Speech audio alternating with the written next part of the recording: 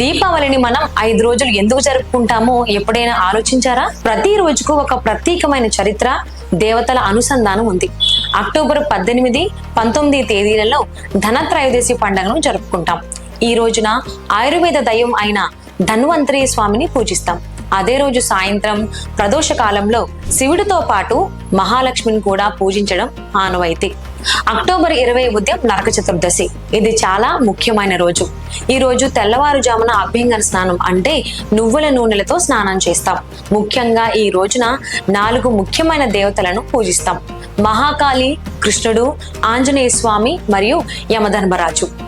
అదే రోజు సాయంత్రం సంవత్సరంలోనే అత్యంత చీకటి రోజైన అమావాస్య వస్తుంది. ఆ రోజే మనం దీపావళిని జరుపుకుంటాం. అక్టోబర్ 22న గోవర్ధన పూజని జరుపుకుంటాం. దేవరాజైన ఇంద్రుడి అహంకారాన్ని అణచటానికి, గోకులవాసులను కాపాడటానికి భగవాన్ శ్రీకృష్ణుడు గోవర్ధన పర్వతాన్ని ఎత్తిన రోజు ఇది.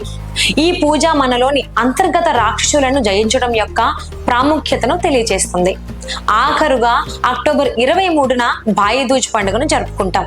ఇది అన్నదమ్ముల మరియు అక్క చెల్లెల బంధంలోని ప్రాముఖ్యతను, అనురాగాన్ని తెలియజేస్తుంది.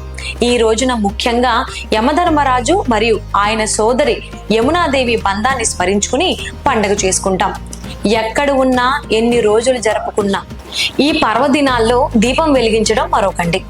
ఒకవేళ లక్ష్మీ పూజ కోసం లేదంటే పితృదేవతల పూజల కోసం మీరు చూస్తున్నట్లయితే ఆ పూజలన్నీ పంతులు గారు యాప్ డౌన్లోడ్ చేసుకుని అందులో నుంచి మీ యొక్క పూజారిని బుక్ చేసుకోవచ్చు.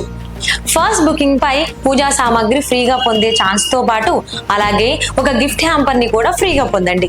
లింక్ కోసం బయోని చెక్ చేయండి, లేదంటే లింక్ అని కామెంట్ చేయండి. నేనే మీకు డిఎం చేస్తాను.